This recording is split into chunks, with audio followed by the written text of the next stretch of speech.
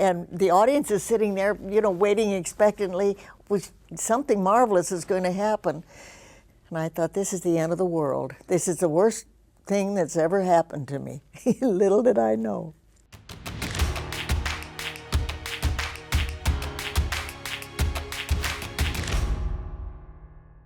Oh, on KLAC, Clactive, where things were active, we thought we were so clever.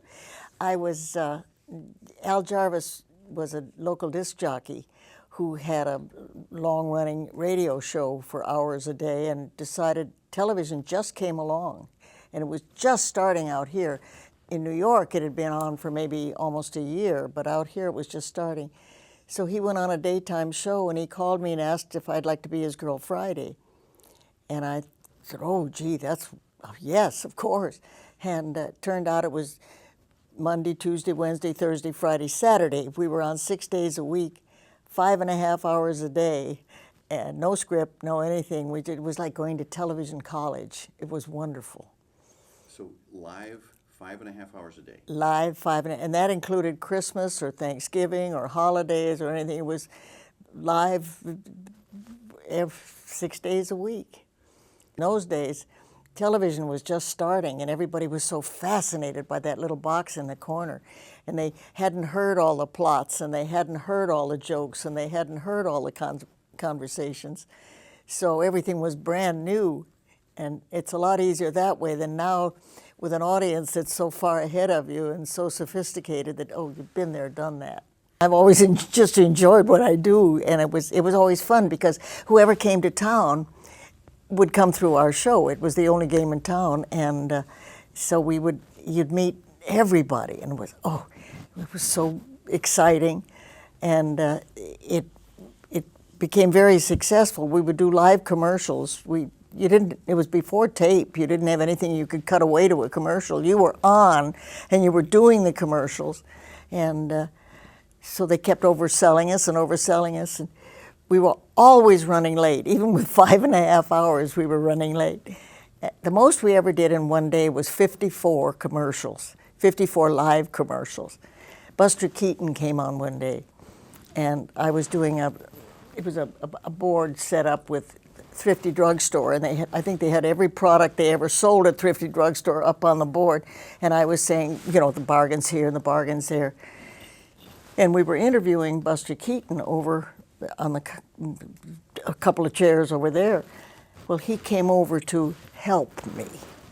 And if you've ever been helped by Buster Keaton, I would sell my soul to have a tape of that. He did 20 minutes on the Thrifty board, as only Buster could do. It was really a moment. Jarvis was a disc jockey, and he was there for the first 2 years of the show, and then he moved over to ABC when the industry began to expand, and so I inherited the show because I was there.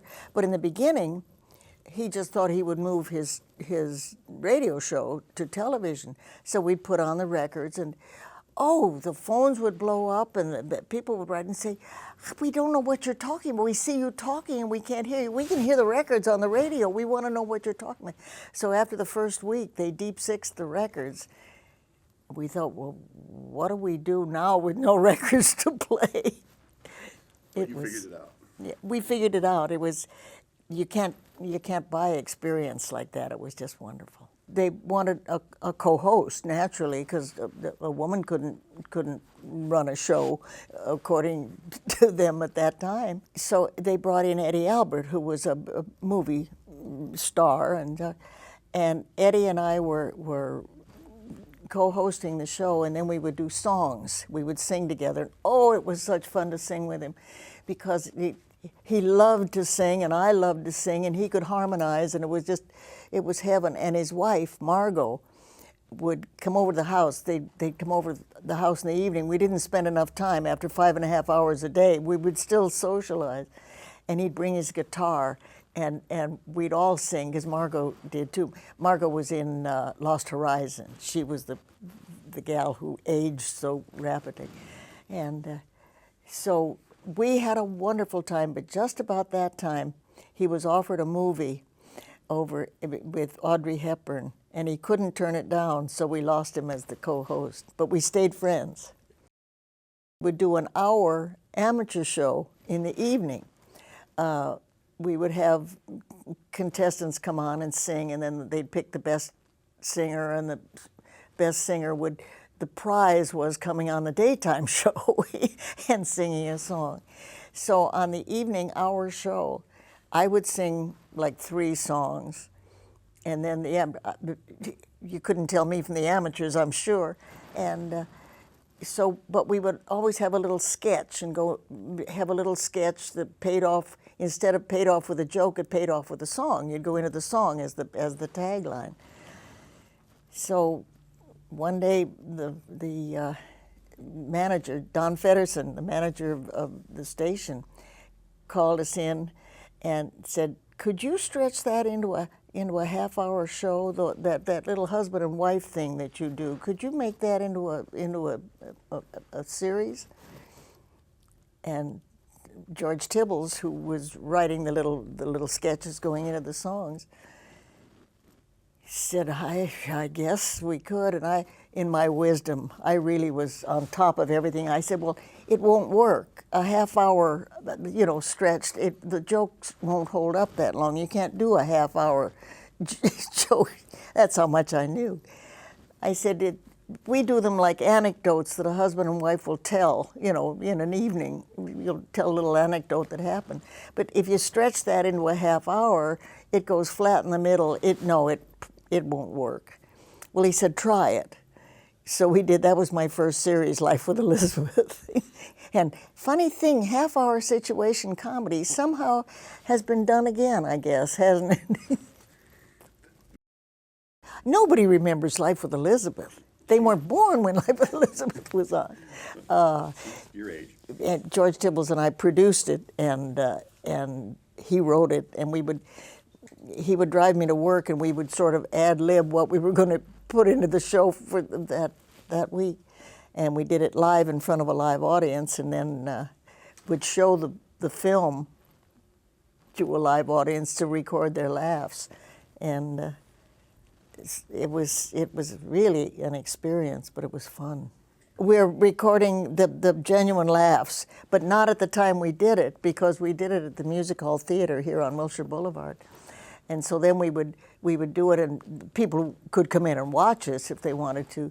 And it wasn't multiple camera; it was done shot like a film, because multiple camera hadn't been invented yet. But then we'd have an open to the whoever wanted to come to watch the film after it was edited, and then we'd record those laughs.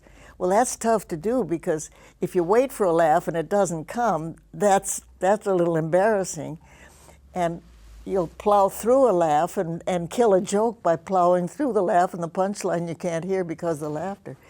So it was a hard rhythm to come by. Now, of course, they put it all together with editing. We didn't know that much. I Love Lucy started shortly after we started, and we had about $1.95 for a budget for each show. We played against sort of a flat background. We had a couch and a couple of living room chairs, and Lucy came in, and all of a sudden, they knew how to do it. So I think Lucy sort of had the idea that a half-hour situation comedy might work. I think she did rather well, don't you?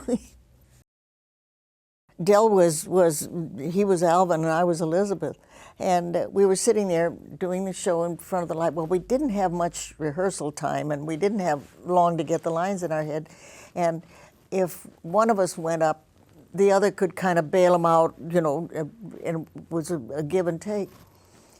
Well, we're playing this restaurant scene in this restaurant booth, and I looked into his eyes, and there was nobody home, and I didn't have a clue what my next line was. So we loved each other and knew each other so well that he knew we were both in trouble at the same time. That shouldn't happen. So he said, "Oh, excuse me, Elizabeth," and he got up and left. He went out to check the script. So I'm left there alone in the booth, And I start to play with the salt and peppers, and then I build little house with the knives and forks. Well, I thought he was never coming back. He's never coming back. And he came back and gave me the cue line, and we were back on track. And the audience is sitting there, you know, waiting expectantly. Something marvelous is going to happen. And I thought, this is the end of the world. This is the worst thing that's ever happened to me. Little did I know. Betty Turbeville, oh yes, which was a real breakthrough at that time. Just as a lot of females weren't producers at that time, Betty was really breaking ground as a director. She was a good director too. That was so before the women's movement that I don't think we even thought of it. I never even thought of it being a different gender. You know, it was just you did whatever the job was and whatever job you could get. The aim when you did a local show was to go national. I mean, that was always the thing that you thought was never going to happen. And NBC had seen the local talk show, and they said, do you think, Betty, could you do, it's a half hour every single day, that's 5 days a week, do you think you could sustain that? And I thought, what am I going to do with the rest of the time? I'd been 5.5 hours a day, 6 days a week. Well, only a half hour a day? What do we do with the rest of the day? But it was great. We had a live band, Frank Duvall and his orchestra, and again, the guests that would come through. It's so stimulating. I did the Craig Ferguson show last night, and I asked him, are you still having as much fun as you were in the beginning? He said, yes. He said, most nights, but he said, sometimes it's tough. And it is. All of a sudden, you know almost when you go out, the ambiance is wrong, and you can't blame it on the guests, you can't blame it on anybody, but just there's a feeling in the air. And then other nights, you're on a roll, and you know it's really working. And I guess it's still doing that, because he described it to a T last night. Well, I was thrilled to be kind of one of the first female producers, and Betty Turbeville was one of the very first female directors. And so by the time we got over to NBC to our half-hour show, it was a variety show, and I would sing some songs, and we'd interview people. And I had this wonderful dancer, Arthur Duncan. He was a black tap dancer, and a little more than a tap dancer, and he was just so, he was so wonderful. We had him on as more or less a regular.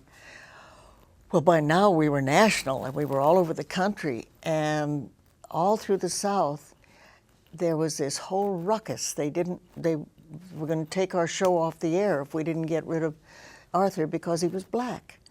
And I couldn't, in California, we didn't think about those things, but evidently through the South at that point, it was a very heavy. So I said, I'm sorry, but you know, he stays or live with it.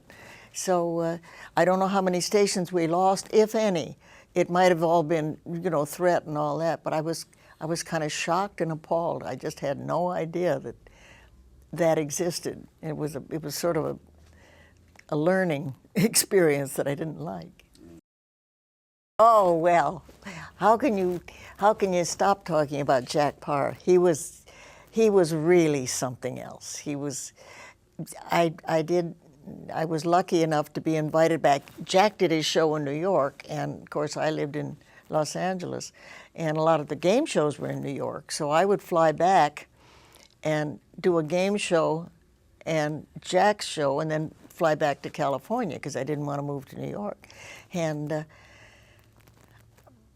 Jack was so unique. He would come in a nervous wreck before the show, and he would have no idea and no pre-interviews. Now to do a talk show, they always pre-interview you and give the host kind of directions to go with. Not then. Jack would come out and just, here we go, and so you would come on, and you wouldn't have, unless you had something specific to talk about, which a lot of one-timers come on to pitch something or something. But I would come back. I think I did like something like 75, 76 Jack PAAR shows. And you'd come on and you didn't have a clue what you were going to talk about. And we would just take off, and somehow you'd get into a dialogue, and it would be fascinating. One night, I remember, I didn't have an idea in my head to talk about, so I said, you know what, Jack? I'd like to tell you some news. I'd like to tell you that I just made a recording. I just made a record, and they're talking about putting it into an album. I said, I just wanted to tell you that. And he said, really? And he took off with it, and he thought, I said, no. I said, I would like to tell you that. And I want, but I didn't, it never happened. I just said that that's what I would like to have to tell you tonight. Well, he thought I was lying to him, and he got a little miffed. He said, well, you can't come on and lie to me like that. I said, I didn't lie. I said, I would like to tell you that. I would like to tell you that. If it were true, I could tell you that, but I would. So we got into a real brouhaha. But I think he was a little disappointed in me. He thought I was lying to him. It made real conversation. And I'm not putting the others down. They were wonderful, Steve and Johnny, of course. But with Jack, and all of a sudden you would say something in conversation, and he would pick up on it and take a turn either way over this way or way over that way, and you had to follow along. You had to go wherever he went, and it made for exciting, I don't know how exciting for the audience, but exciting for you, because you had to really listen and stay on your toes and be with him, and he was such a dear man. He was just wonderful. Oh, it's always scary. I mean, it would be one night at a time. You know, you would just come in and guest host one night, and then maybe down the road a ways you'd guest host another one. I always find I get scared of, come on, I get scared coming on at any time. I have nerves coming on to talk to you today. It's just something that never goes away. But those things, when you know the shoes you're standing in for a minute, it's very scary. Especially the Tonight Show with Johnny, because Johnny was a world apart. He was something else. He was doing a little local show at KLAC, and I was doing, and Don Feddersen, again, saw in Johnny something else. He put him on a show called Who Do You Trust? And we always kept saying, Johnny, no, it's whom do you trust? He said, no, it's who do you trust? So he was on that for a while. But nobody was quite, back in those days, you know how teenage boys have long wrists and their bones haven't quite settled? That's how young he was. And so nobody worked quite like Johnny. He was so ahead of the game, not only humor-wise, but intelligence-wise. He was interested in everything. He did a dynamite interview, and he never tried to top his guests. He would let his guests go on and be funny and do all that. But you knew he was sitting there, and he could cut somebody right down to size if he chose to. I said, Johnny, it seems to me every time you want to take your clothes off, you call me. What is this? I don't understand that. But my favorite was one night, there are beach restaurants and stuff along California coast that have, when the tide is really high, not every year, but sometimes the high tides splash up against the windows. So he had this sketch where he and I were this romantic couple having our romantic dinner, and with our wine, and the violinist is standing there playing, and it's just beautiful, and you get just a little splash on the windows every once in a while. Well, then the splashes get bigger. And at one point, they let go 500 gallons of water. They let go out of the tank to wash us away. And we couldn't rehearse it, of course. So they said, now, be careful, because when the water comes down, pretend it knocks you off your seats and stuff like that. You don't play it like that. Pretend there was no staying on those seats when 500 gallons of water came washing on. And so I just stayed lying down on my face on the floor, and finally Johnny pulled himself together, and I was just down there, and I didn't know where the camera was or what. He said, "My God, I thought you drowned. I really thought I'd lost you." So then we had to go right back on with the talk show. Well, you can imagine what I looked like. I have bad hair to begin with, and it was soaking wet, and it was down like this. But that was the most fun. That one was, you can't rehearse those things, and you think, well, maybe it won't work. It worked, but it was, thank goodness there was a wall here, or would have washed us right out to Fairfax Avenue. We trusted each other. You know, we were there to kind of make something work without worrying about, well, who's doing what and how much do I have. And can you realize what privileges those are to have things like that happen? I think sometimes, I mean, I'm the luckiest old broad on 2 feet to get chances to do that, and I treasure them. I met Alan on Password. I was booked into the 3rd week of the show, and I flew to New York to do a couple of things, and Password was one of them, and I fell in love with the game. I love the game of Password. And the host was very nice and very attractive, and I thought, oh, well, this is a great lot of fun. So I was invited back several times rather soon. So I always made a point of doing Password because it was such fun. Well, by that summer, Alan, they moved the show out to Los Angeles for a couple of weeks so they could get some Hollywood stars on the show that wouldn't make the trip to New York. And so Alan said, I'm coming out. We were booked, our agents booked us into summer stock. We were going to do a summer stock play of Critics' Choice together up in Cape Cod. So Alan called me and he said, there's a production of Critics' Choice going on in Hollywood. He said, we're going to do the show. Would you like to go and see the play? We had read it, of course, but would you like to see it staged? I said, yeah, that'd be a great idea. So he picked me up, and we were driving to I don't think we even went to dinner. I think we went to the show, and driving down, he said something. I said, oh, your wife will love that. And he said, my wife is dead. And I didn't know that. Well, come to find out, I was on the 3rd week of Password, the week that Margaret was dying. This was like a year or so before. And she was very ill with lung cancer. And he was going through starting his show while that was happening. And he had 3 kids, instant teenagers. They were 9, 13, and 14 when I met them. They came up to, when we did the show up in Cape Cod, they came along. And in fact, David, the 14-year-old, played the young man in the show. Well, I was so taken aback and so embarrassed that I didn't know, first of all, that she was gone. And so by the time we got up to Cape Cod to be doing that, we became very good friends. And then all of a sudden, he started to do a little courting, and the kids were worse. They did the most courting. It was like every time we'd say something nice to each other, the kids would say, check, that's one on our side, check.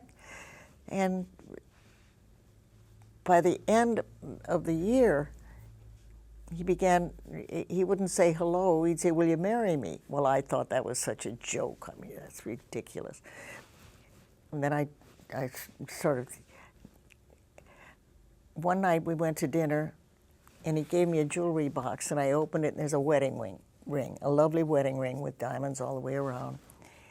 He says, you might as well wear it. You're going to say yes sooner or later. Well, as any red-blooded American girl would do, I got mad. I got furious, and I gave it back to him, and I said, forget it, and stop pushing me. I'm not interested. I lived in California. There was no way I was going to move to New York. Did he give it back to the jeweler? No. He put it on a chain around his neck. He wore that damn wedding ring. We'd go to the beach, There's the wedding ring. You'd see it at all times. Here it is. So in my idiocy, I wasted a whole year we could have been together. I saying no. And we talked to each other, of course, every night on the phone, New York to California. And finally, Easter came along, and he sent me this beautiful little stuffed bunny with ruby and sapphire and gold earrings on its ears. And he said, it just said, please say yes. So that night when he called me, I didn't say hello, I said yes. And always after that he said, Betty's the only woman I ever could imagine. She didn't say yes to me because of those earrings. It was because of that soft bunny that I said yes. But it had suddenly dawned on me I was going to spend the rest of my life with this man whom I loved very much without him because of my stubbornness. So sure enough, we got married and I moved to New York for 4 years. And then Goodson Todman moved Password back to California, and life was wonderful. And I had tried to be a good sport about living back there. And I thought, now he's going to do the same thing about trying to be a good sport out here. He adapted in 20 minutes and became one of those obnoxious Californians. Why doesn't everybody move here? Well, it was such fun because we were on 5 days a week, but they also did a nighttime Password. On one night of the week, they would be in prime time, and the ratings just went through the roof. And what I loved about it was the rules were, they didn't bend the rules and play. It was a very carefully supervised game. You couldn't cheat, and cheating would be outlandish because you couldn't give hints, you couldn't give, there were a lot of things you couldn't do. You had to impart that word to your partner. And it made it fun, and the audience kind of liked that discipline, I think. As a matter of fact, Password eventually moved to all 3 networks, and at one point or another it was on for like 20 years. And it went off the air with a rating now that people would kill for. When it was canceled, it had a higher rating than a bunch of other game shows today would have. It was the game that sold. They loved Alan because he did such a good job on it, but it wasn't Alan Ludden in Password. It was Password with Alan Ludden, and it's kind of like Alex Trebek and Jeopardy. Now, they are so entwined that you can't think of one without the other. And Alex is one of the ones who has done such a marvelous job with the show that you hate to miss it. You kind of plan your day around it, and there are not too many shows like that. First of all, they were good game players, I should say.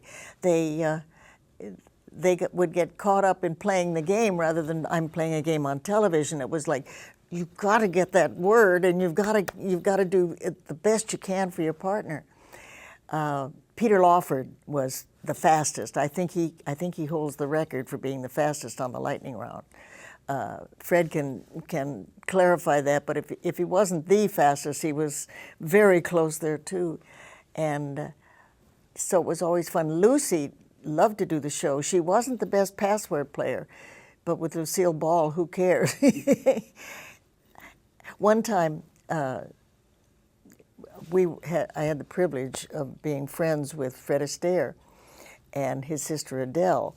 In fact, his daughter, Ava, and her husband are still, they live in Ireland, but they're coming into town this week and we're having dinner Friday night. But he would come over to the house and we'd play Password. Alan never liked to play games much, oddly enough, but we'd have parties and everybody would, so he would MC and we'd all play the game. Fred loved Password. So we went over to visit Adele at her lovely property in Lismore, Ireland. And one day the phone rang and it was Fred. He wasn't calling his sister Adele. He was calling Alan because he knew we were over there.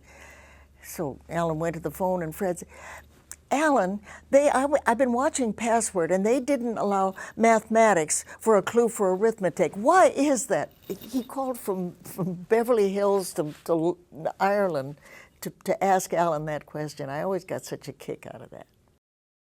I got an Emmy for doing a show called Just Men for Rick Rosner, and I got an Emmy for it, which I'm sure was not talent-oriented. I think it was gender-oriented. And everybody said the first female to host a game show. But way back in the early days, Arlene Francis did a show called Blind Date, and it was a little different format. It wasn't exactly a game show. It was more a personality show. But I would say she was the first female hostess of a game show, and I loved the idea that people thought that, but in my heart, I think it was Arlene. I can't be coy about the Emmys. That's always such a thrill. It's I have all the girls lined up. I have a yellow hutch by my dining room table, and it's kind of living room, dining room together. And instead of being subtle, Mary Tyler Moore has hers. Oh, she'll have one hidden in the bathroom, or she'll have something.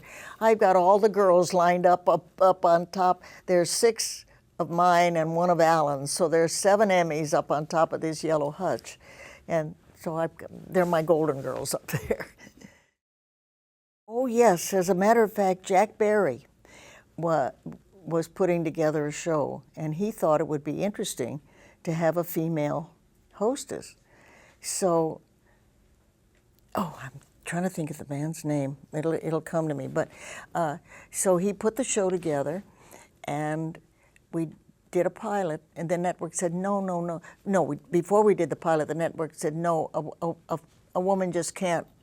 She can't hold the show together, and she just doesn't have. It just doesn't work with a woman, you know. He said, well, let's give it a shot. They said, well, no, not. So they paid for 2 pilots, and I'm trying to think of the man's name. Fred will know, who did the other pilot, because the show went on the air, and we each did the pilot, and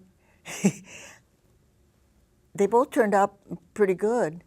I didn't get the job. The man got the job, and I thought.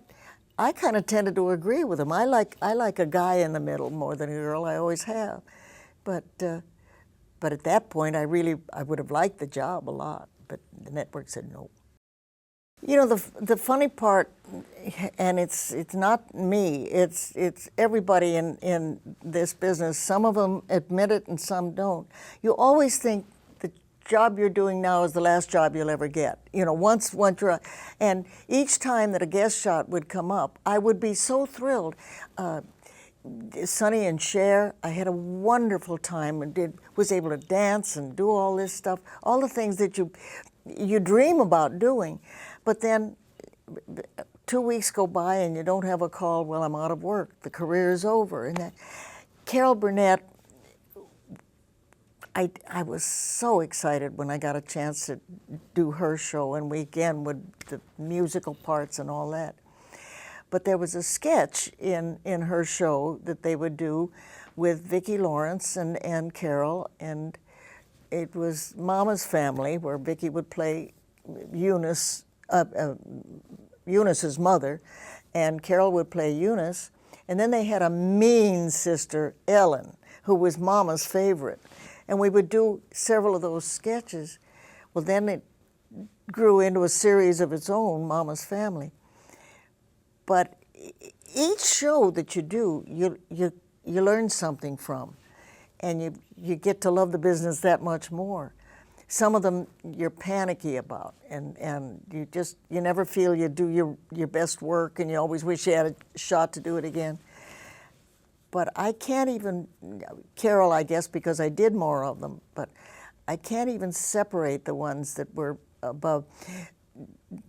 I used to fly up to Utah to do the Donnie and Marie show when Marie was just a kid, and that was great fun.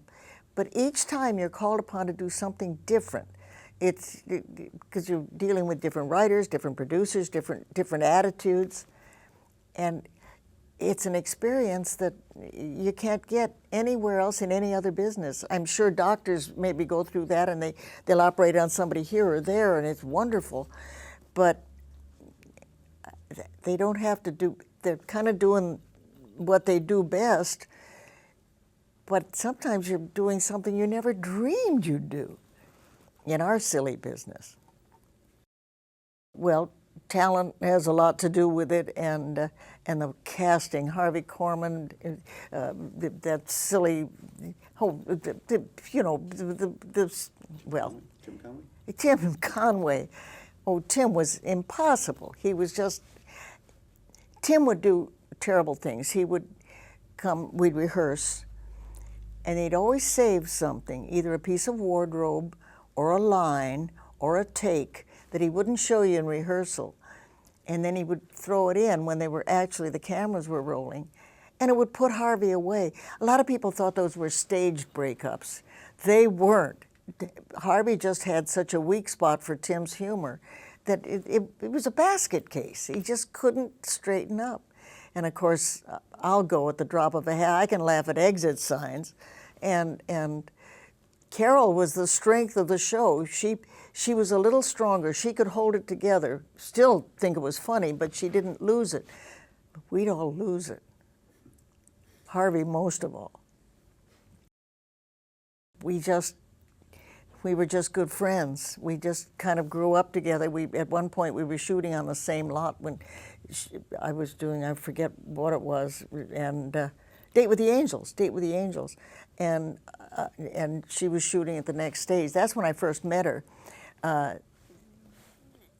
She said, I'd like to meet Betty next door, so they took me over to the next door studio to meet her, because we knew we had been working for years and stuff like that. We knew of each other, but hadn't actually howdied and shook. So she was in that polka dot dress, and it was just, I thought, this is Lucille Ball, for heaven's sake. And she was so easy and down to earth and lovely, and then we just got to know each other better and better. And I don't even know where our friendship started, but it just grew out of whole cloth. And she decided she was so supportive when I lost Alan, but I was also on Password one day when she and Desi had split by that time. They were divorced. But she got the news that Desi had died. And it was such a shock to her, because let's face it, that there's a certain part of a real love that never goes away, and it was an experience to see her react to that. But she was always going to teach me backgammon. She'd invite me over to her house, and she'd set up the backgammon game. And she'd say, okay, now here's what we do. Now you shake the dice. And I'd shake the dice, and she'd say, oh, you've got to say, well, here, you do this, and you do this, and you do this. And she did it a couple of times. I said, Lucy, I'm never going to learn the game if you make all the moves. Oh, she said, I'm sorry. Yeah, sure. All right, now shake the dice. Oh, that's what it goes here and it goes here. I never did learn backgammon, but I had a lot of fun with Lucy. Well, the Betty, there were several Betty White shows, and finally, the last one, I wanted to call yet another Betty White show, but they wouldn't hold still for that. But the first one was when we went from our marathon show locally to a network show, which meant you were all over the country. So we were going to do a variety, half hour. And we had an orchestra, Frank Duvall and his orchestra, and then again we would have guests. Very much the talk show format that still exists, but you'd get a celebrity, and then I would always try to talk to them about things that, instead of what's your latest movie and what's that, we'd have to plug it, but you'd try to find out a little bit about how they reacted to personal things. How did they feel about animals? How did they feel about this and that? You might know it'd be animals, but or if there was some other side of their life, if they had a passion for something that we didn't know about. So you do that in your interview. And I'd open with a song before the celebrity came out, and then the celebrity and then I'd do another song, and then we'd kid back and forth with the band. And pretty soon a half hour, because in a half hour you'd get, what, 20 minutes, because the rest was commercials. And it would go by very quickly. It's not, a half hour is a very short space of time on television.